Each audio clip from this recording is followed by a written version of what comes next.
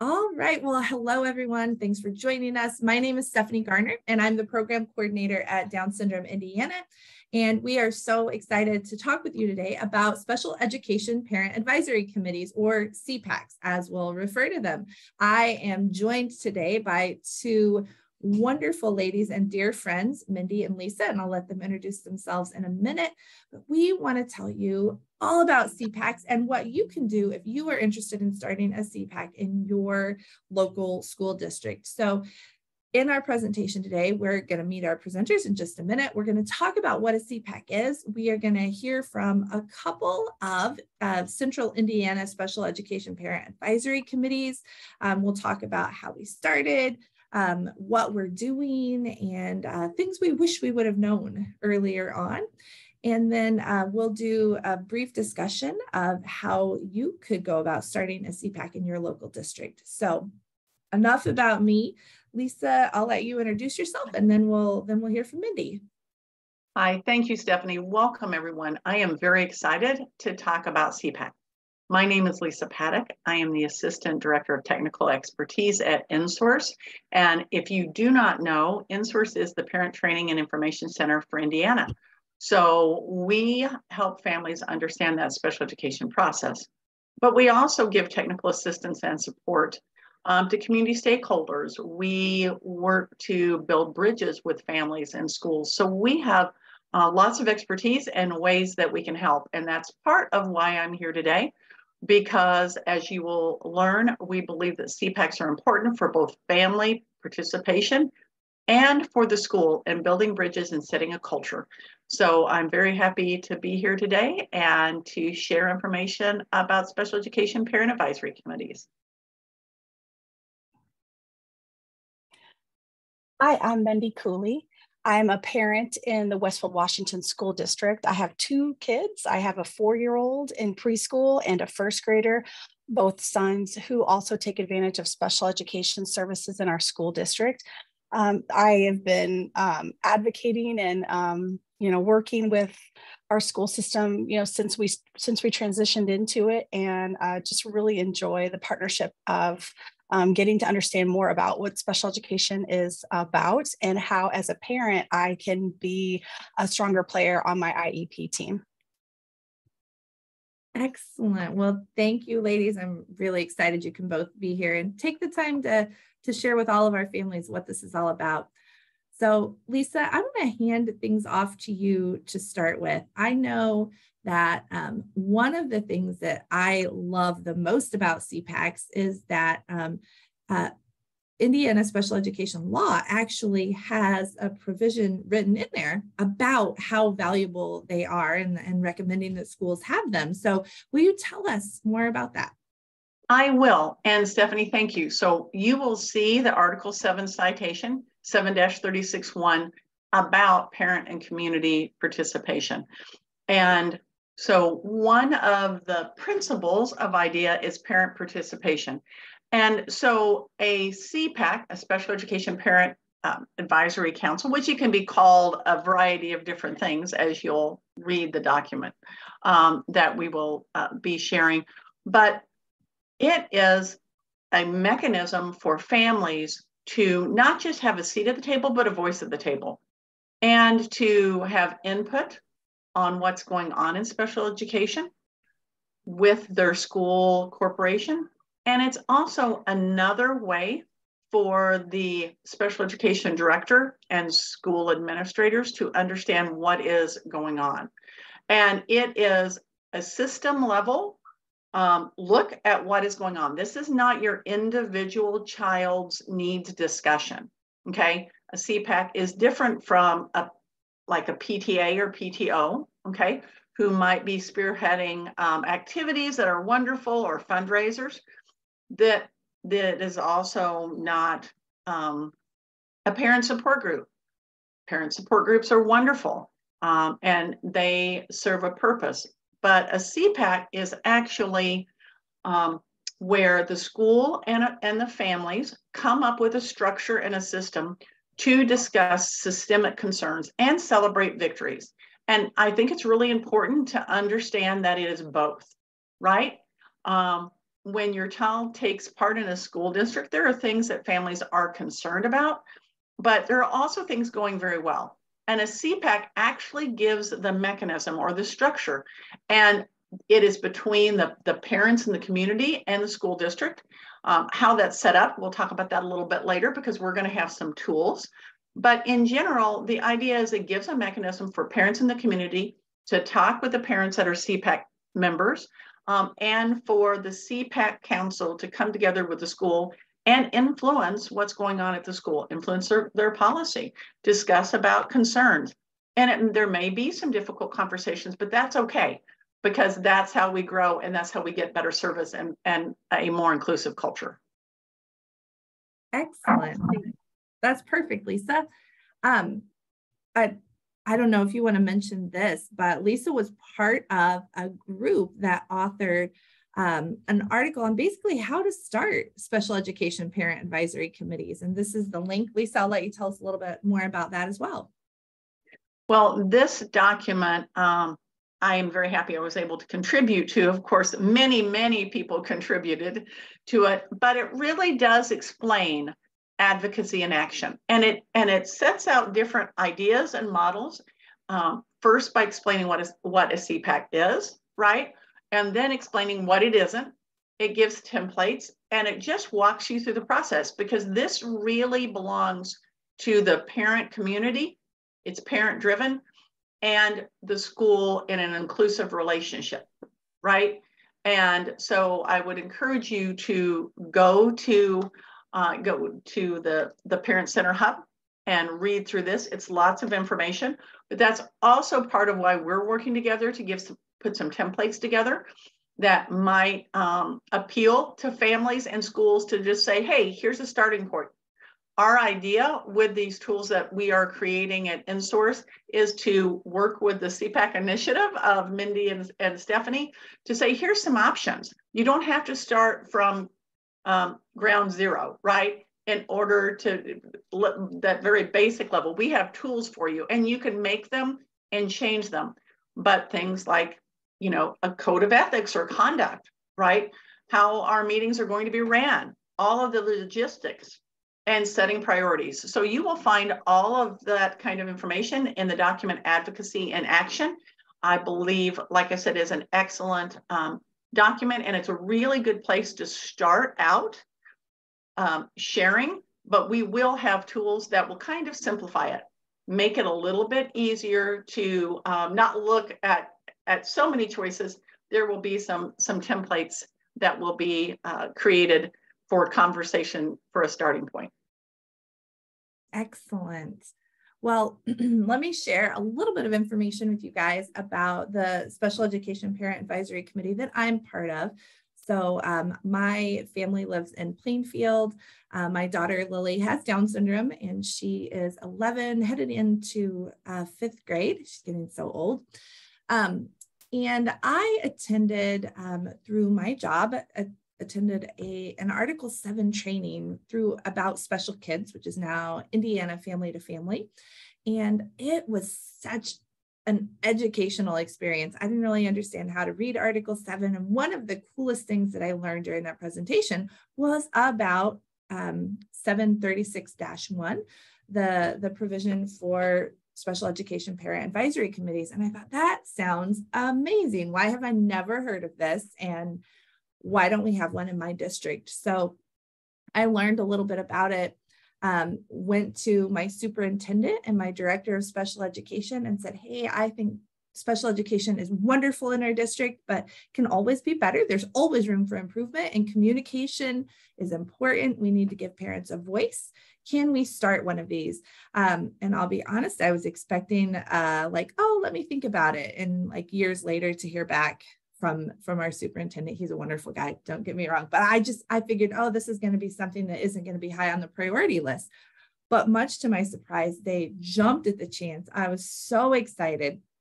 And we got rolling on starting our Special Education Parent Advisory Committee right away. This, like I said, was in 2019. This was before the SEPAC guide that Lisa helped to author. So we were kind of in the dark, figuring things out on our own. but it has been wonderful. One of our goals, and we are 4 or 5 years into it now, and we're working on improving every single year. We are working to make sure we get representation from all of the schools within our district, which is incredibly important to make sure that everybody's voice is heard.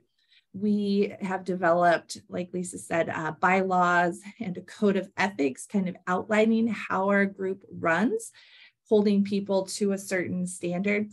I think that the most important piece for our district, at least, really is maintaining that sense of team and camaraderie, right? Like, we are all working together for the greater good, for systemic change. And so our SEPAC is very much parent-led. I am the parent lead of our group, and then we have a lot of other very invested and involved parents. And we all take ownership of different pieces of it. And our director of special education attends every single meeting, and then is able to report back to the school board, to our superintendent, if there's an issue that we identify as being really important or very worrisome. She's able to take that information back. And it's wonderful to give parents a voice. We're also able to identify some needs within our community. We identified pretty early on that we wanted to have a parent education component. So we have quarterly town hall meetings. We created newsletters that we send out to all parents whose kids receive special education services, notifying them about the town hall meetings, and then giving them other information that might be helpful about Medicaid waivers or summer camp opportunities. We wanted to update our website. We felt like our school's website didn't have a lot of info about special education services. So we worked with our marketing and social media department to update that. And it really has been an amazing process. And like Lisa had mentioned, we don't always agree.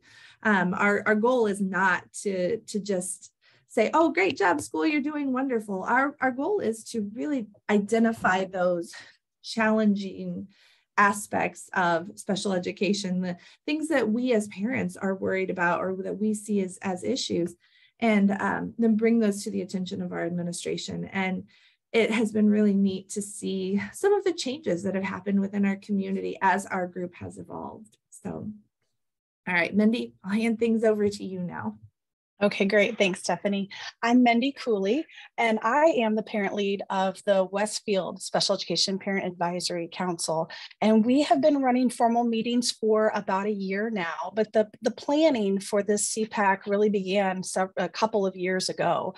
I got in touch, I heard about a SEPAC from parents in the district that were interested in it. They had already learned from Article 7 and other parents in the area, and also benefiting from Stephanie in Plainfield, understanding what a SEPAC is and what it can do for a school district. And so I went to my special education director and superintendent at the time and said, how about we start one of these here? And they were already thinking about it and attempting to put something together. And I offered to come on as parent lead and start getting everything going. So being a parent-driven council means that there's a lot of work to do initially to kind of organize. But we worked together to create a really good team. And so we benefited from my special education director's knowledge from trying to put together a SEPAC in the past. This time when we approached it, we did get representation from every school building in our district. We have a parent representative, and then we also have staff from almost every school building, a teacher, even some of our other directors and administrators are participating on the SEPAC. So we have a robust roster, and it's really been great it really brings that collaborative piece in when you get to hear from a parent and a teacher in a SEPAC meeting when we're discussing different topics. Our SEPAC really has since we're so new, we're kind of creating our structure right now, and things that we are focused on are increasing the education and knowledge of parents in the world of special education. So we are doing that through offering some presentations where they can come and have like a town hall presentation. And we're also working on creating a web page that will have resources that parents can go to and that we can direct parents to help them increase their knowledge about special education, so that when they come to their IEP team, they can have a better conversation and be more involved. Another thing that we focus on is uncovering the concerns and the needs out there in the district. And we do that by listening and collecting information, jotting it down. We're working on a way to collect data so that we can look at issues that become systemic and then bring that issue to the SEPAC council meeting, and together as parents and educators work on solutions. So it's been a great year. And what we have really noticed is that there's a lot more awareness of all that goes into special education.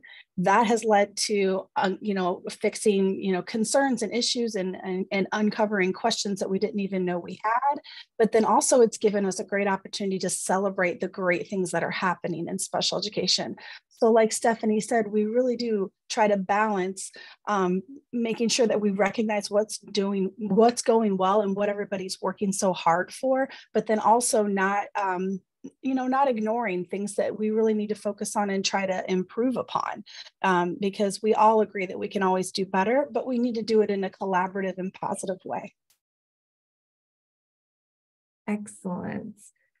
So the whole purpose of this recording really is to encourage you guys to go out and consider starting your own SEPAC. So if you are interested, if the things that you've heard today make you think, yeah, I need to do this, this sounds really great, we really hope that you will consider talking to your administration or other families in your district. So here is just kind of a list of some things that you can do if you want to start a SEPAC. First and foremost, you need to find out if your district already has one. Unfortunately, there is no official list of SEPACs that exist in the state of Indiana. We are working on figuring out how we can create one of those, but it's going to be a little bit of time in making that happen. So the easiest thing to do is to reach out to your director of special education and say, hey, do you know if we have a SEPAC? Definitely look at that advocacy in action, the SEPAC guide that Lisa helped author. It is such an amazing resource. In fact, when it came out, Mindy and I, we're actually getting together like every other week or so. We called it our SEPAC book club. And we went through like each section of that SEPAC guide, making sure that our groups were hitting all of the things that were important. Meet with other families in your school district whose kids receive special education services.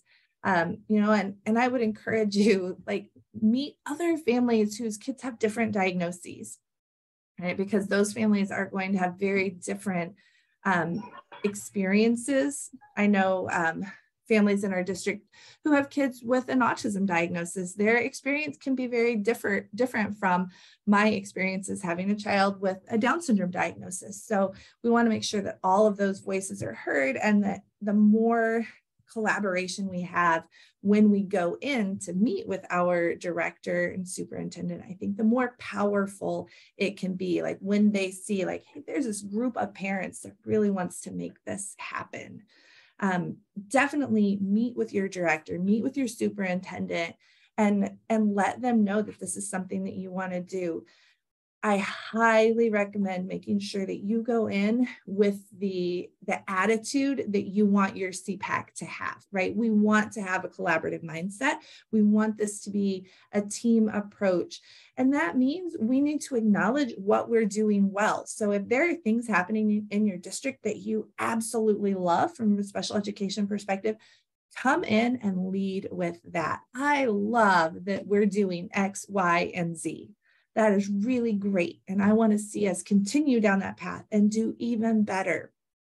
Because when you lead with the positive, that's going to be a really big sign to your administration that this person wants to be part of a team. They want things to get better, you know, and be better for everyone.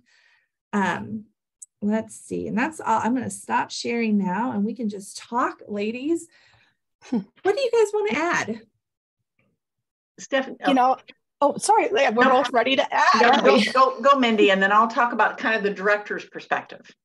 Oh, sure. You know, I just wanted to say a little bit more about how to get a SEPAC started. I did find it was really easy to bring it up with my administrators, that they are in my district looking for that collaboration from parents. I kind of knew that already because I had attended a few school board meetings. I had gone to a few different school functions to get a sense of what my district was like, because I was a new parent in my district. So if you're a parent who's not new, maybe you already know the tone and the culture and how things go in your district. But going to them with that idea in mind of wanting to elevate and celebrate what's happening, you'll find that I found anyway. I was like Stephanie. I was pleasantly surprised that they were wanting to partner, and so that was nice to see. So don't be afraid to start that conversation, and I think you'll find that you'll get a good response.